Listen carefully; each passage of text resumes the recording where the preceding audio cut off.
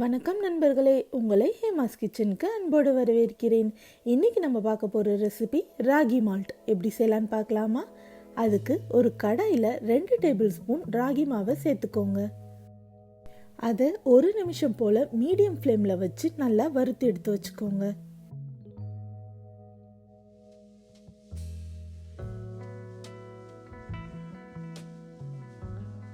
நாலு முந்திரி பருப்பை கடாயில் சேர்த்துக்கோங்க. அதையும் 1 நிமிஷம் போல வறுத்து எடுத்து வச்சுக்கோங்க.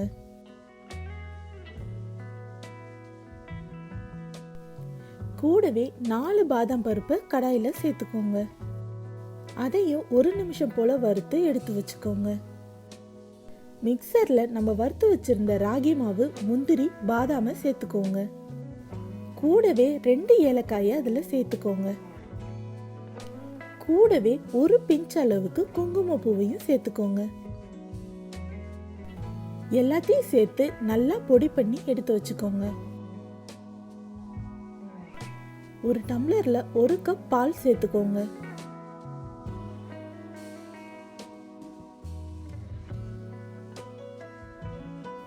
நம்ம அடிச்சு வச்சிருந்த பொடியில 2 டேபிள் ஸ்பூன் அந்த பால்ல சேர்த்துக்கோங்க.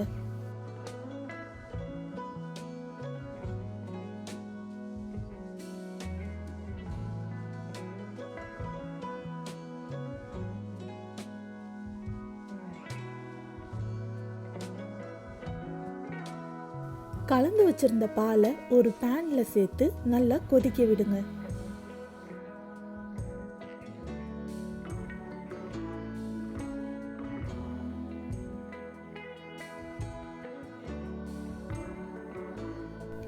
அது கூட எக்ஸ்ட்ராவா 1/2 கப் பாலையும் சேர்த்துக்கோங்க.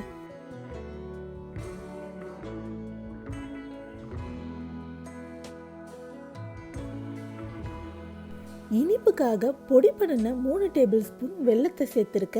நீங்க இதுக்கு பதிலா பனங்கற்கண்டோ இல்ல சர்க்கரையோ சேர்த்துக்கலாம்.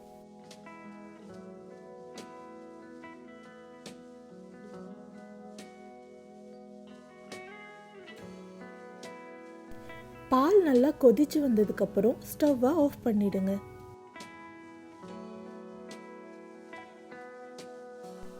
நம்ம செஞ்சு வச்சிருந்த ராகி மால்ட்டை வடிகட்டி மூலமா வடிகட்டி எடுத்துக்கோங்க.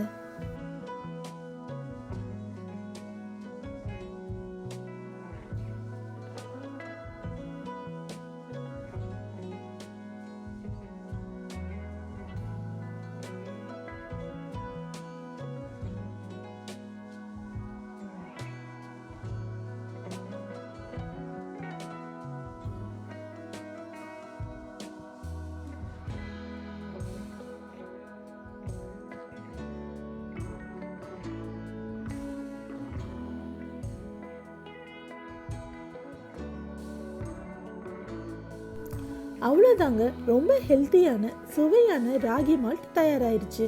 இந்த ரெசிபியை நீங்களும் உங்கள் வீட்டில் ட்ரை பண்ணி பாருங்கள். இந்த ரெசிபி உங்களுக்கு பிடிச்சிருந்துச்சுன்னா என் சேனலை சப்ஸ்கிரைப் பண்ணுங்கள். இந்த வீடியோ உங்களுக்கு பிடிச்சிருந்துச்சுன்னா லைக் பண்ணுங்கள், ஷேர் பண்ணுங்கள், கமெண்ட் பண்ணுங்கள். பாய்.